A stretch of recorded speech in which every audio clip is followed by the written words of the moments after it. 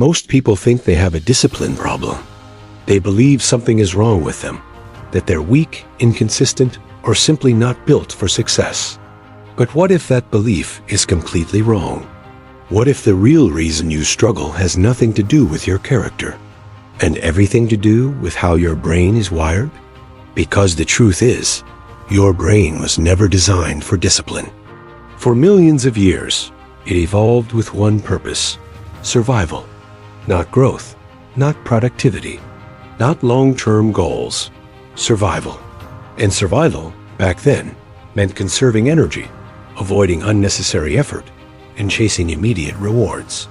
That's why your brain naturally pulls you toward comfort. It prefers rest over exertion, scrolling over studying, distraction over focus. Not because you're lazy, but because your brain is doing exactly what it was built to do. Here's where the problem begins. Modern life demands the opposite. You're expected to be focused, consistent, disciplined, and productive every single day. So now there's a conflict. An ancient brain trying to function in a modern world. And most people try to solve this conflict the wrong way. They try to force discipline through sheer willpower. But that approach is flawed, because willpower is limited. It fades when you're tired. It disappears under stress. And it breaks the moment things become difficult. Trying to rely on willpower alone is like trying to fight millions of years of evolution with temporary motivation. It might work for a day, maybe even a week, but eventually you lose. So if discipline isn't about force, what is it about? It's about design. The most consistent people aren't more motivated than you. They're not mentally tougher. They've simply structured their lives in a way that makes the right actions easier to take. They don't fight their brain. They work with it. Because your brain doesn't choose what's best. It chooses what's easiest. This concept is called cognitive ease.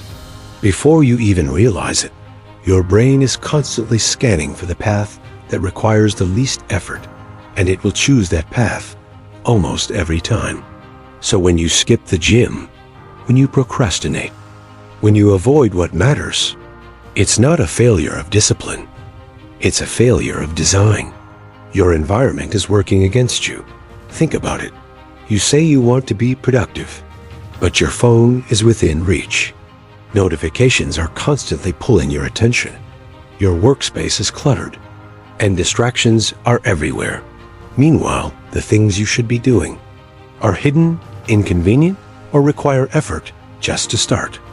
So your brain makes a simple decision, not based on what's important, but based on what's available. This is what shapes behavior, not motivation, not intention, but accessibility. Human behavior is heavily influenced by what's visible, nearby, and easy to act on. When something is simple and obvious, you do it. When something is difficult or hidden, you avoid it. That's why small changes in your environment can create massive changes in your behavior. If you want to read more, leave a book where you can see it. If you want to reduce distractions, make your phone harder to access. If you want to work out, prepare everything in advance. You're not trying to be disciplined.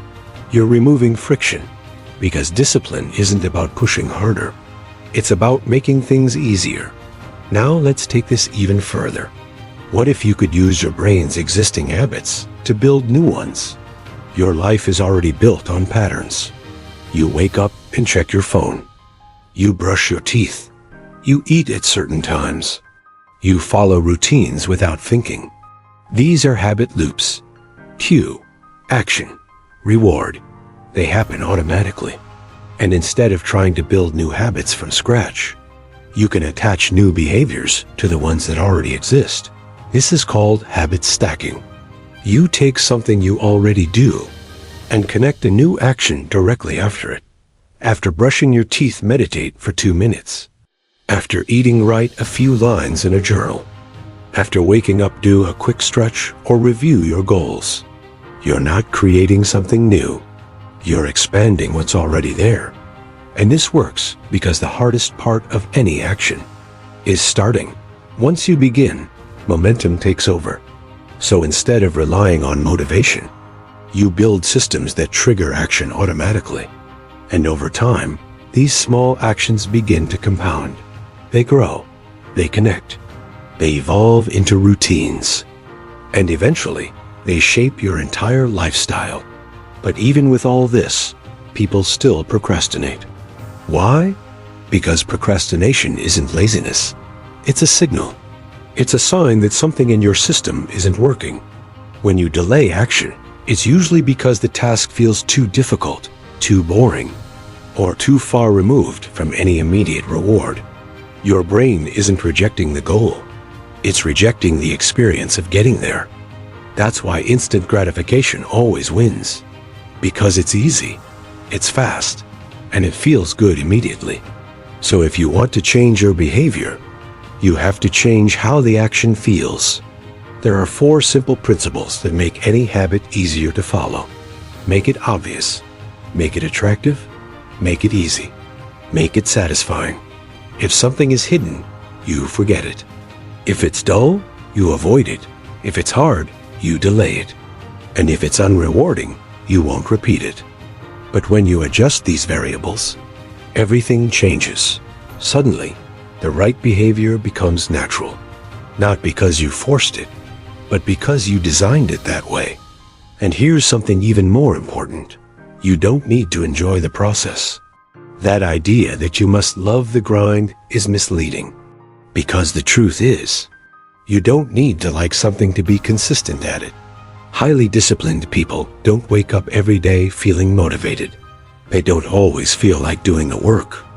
But they've built systems that make action automatic. So even on bad days, they still show up. Not because they feel like it, but because it's the default. Their environment, routines, and structure remove the need for constant decision-making. And that's the real goal. Not to rely on motivation, but to eliminate the need for it. Because motivation is unstable. It changes daily, but systems remain. And over time, something deeper begins to happen. Your identity starts to shift, because every action you take is a vote for the kind of person you believe you are. When you follow through even in small ways, you reinforce a new identity. You begin to see yourself differently, not as someone who struggles, but as someone who executes. And that identity becomes the foundation of everything. Because once you believe something about yourself, your behavior starts to align with it. So discipline isn't the end goal, it's a byproduct. It's the result of a system that works, and an identity that supports it. You're no longer forcing yourself to act. You're becoming someone who naturally does. So now you have a choice.